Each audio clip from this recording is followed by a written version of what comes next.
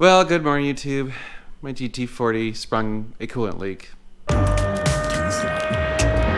you recording all of the nefarious activities? If you're new to the channel, my name is Dan, and this is my garage, and this is my GT40. And driving home last night, I noticed that my butt felt sticky.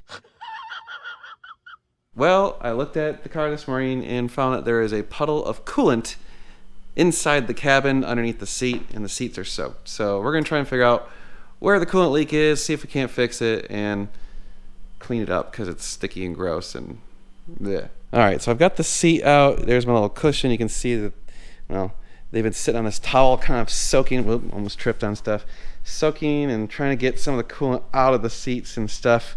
It's not as bad on the passenger side as it was on the driver's side. So basically, right here was a puddle of coolant sitting in the floorboards, and a tiny bit over there. So I'm assuming that probably it's leaking out of one of these panels. Like, this panel is soaked, this panel's dry. So we'll pop off this panel, and what's this panel over here? Yeah, that panel over there is basically dry, so I bet it kind of, I don't know, sloshed around down here. So let's start off with removing this panel. In fact, I probably should remove this seat belt because it's like, it needs to be rinsed. It's all sticky.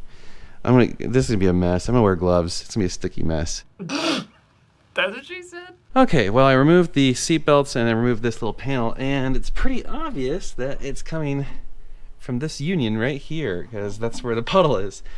And I don't see any liquid up here, so, oh, maybe, you know what? That is wet. It might actually be from this pipe. Well, I'm guessing it's probably just something where I need to tighten it down. I guess while I'm in here, I'm gonna pop off this panel just to double check on stuff. You know, might as well, right?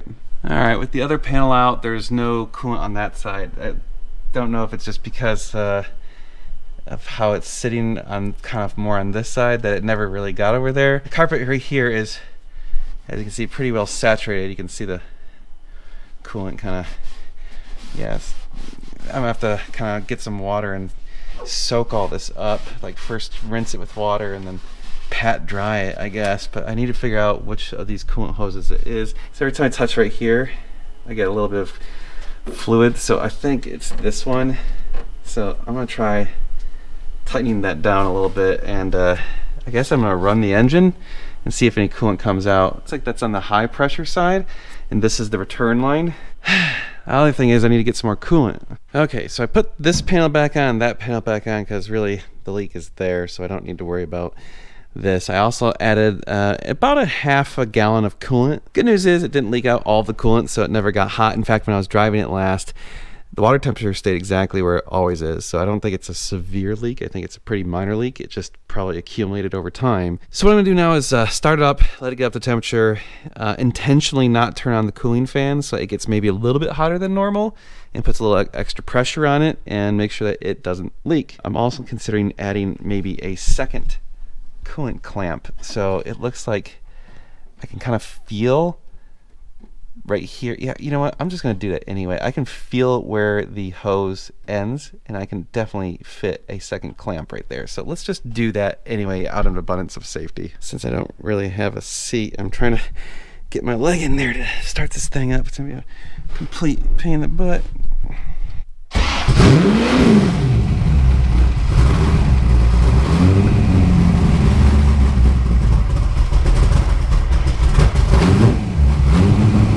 Trying to get it warmed up a little and looking for coolant leaks. All right, finally got it warmed up enough. The downside is this car has no choke, so you basically gotta manually choke it by giving it gas. It's kind of a pain in the ass. But all right, so we're just gonna wait for it to warm up. I turned on the AC, that should help heat it up a little bit faster, and we'll see if we get any leaks. All right, YouTube, I ran it for a good 10 minutes, got it nice and hot, and there is no leak, so I'm thinking it's probably good to go. Downside is that my seats are now drenched in coolant, so I'm gonna have to let them like air out. And I also have my seat belts. I've rinsed them in water, and I'm letting those dry out too. So I won't be able to drive this for a few days. Gotta let it kind of dry. And I found out that my AC is not working. It leaked out all of its AC charge, so I need to figure out why it's leaking out its charge. I think it's something to do with the port. The port itself seemed to be leaking out. Like as soon as I pressurized it and popped off the thing, it just started leaking out of the port, which is fascinating. So I'm not exactly sure how to fix that. All right, so I pulled the Schrader valve, and it's the, I don't know, the different style. So this is the common style. This is like what I've got, and I don't have one of these, so I'm gonna have to order one of these. Stupid crap. I don't know why it's leaking. It looks like all the seals are good, but who knows, right? One of the seals is probably bad. So I need to order that, and then once that comes in, I can get this thing running. Okay, YouTube, so first of all, I'm trying a new microphone, so let me know how I sound, if I sound any better, any worse than I did just a few moments ago. But I have a packet of Presta valves. So we're gonna put in a new Presta valve, put some charge in it. If it holds, then we're gonna fire up the car and then charge it, because you know you are supposed to charge it while it's running, so it actually cycles through. So I have to do that. Also, I have my seats sitting out in the sun. So they were still wet after a full like 48 hours of sitting outside of the car. They're just not wanting to release that water. So hopefully baking them out in the Texas sun will help. Although it's not that warm out, it's only like 65 degrees, but the sunlight should do it. The only thing that sucks is it might still have a little bit of tackiness because of the coolant. We'll cross that bridge one thing at a time, one thing at a time. All right, let's find the right Presta valve and put it in and try and put some charge in this and see if we can get the AC working. All right, so this is my little Presta valve tool. You can see here's the Presta valve. You slip it right into that little slot, and that should allow you to be able to screw it into place. All right, let's get that in there. That's nice and tight. Good. Still have a tiny bit of charge left in this can, so we're gonna try this can first. Okay, you can hear it kind of put in some charge. And now let's release it. Oh no. So there's definitely something up with this thing, because that's what I was doing before. It's just releasing the charge. It's almost like the Presta valve is not sealing. What the heck's going on?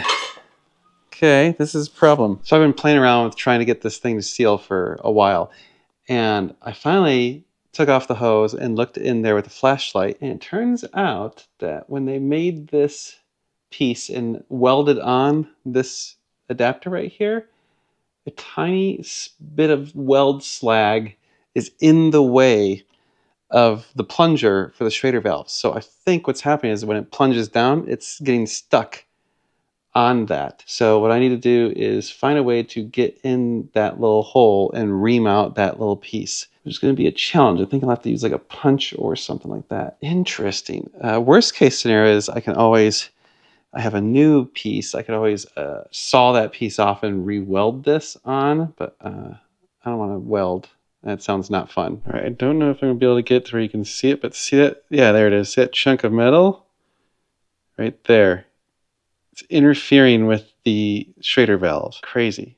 So what I'm doing is running a punch down it and just trying to whack it with a hammer and try and knock it off. All right, put the new Schrader valve in and tested it, and I could actually feel it moving the plunger. So I think that was the problem. Let's reattach this line, and now we'll throw some charge on it and see if it holds. Okay, added the line back in. So let's throw on a little bit of charge with the old bottle, because there's tiny bit left. So let's see, pretty much as low as this thing's got. It's not even like registering on the thing, but we should be able to hear it if it leaks. Ha! No leak. So let's add some charge with the big can. All right, we got the new can. All right, we'll add some charge just to test it first. Okay, here we go. Let's add some charge. So you can see we're at about 30. So what we need to do now is start the car. Let's test it if it leaks. Oh, that's what we wanted. All right, so now we can start the car and add some more. This might be a way for Josh to fit in this thing, is just to take out the seats. We should be able to see if we can get the AC working.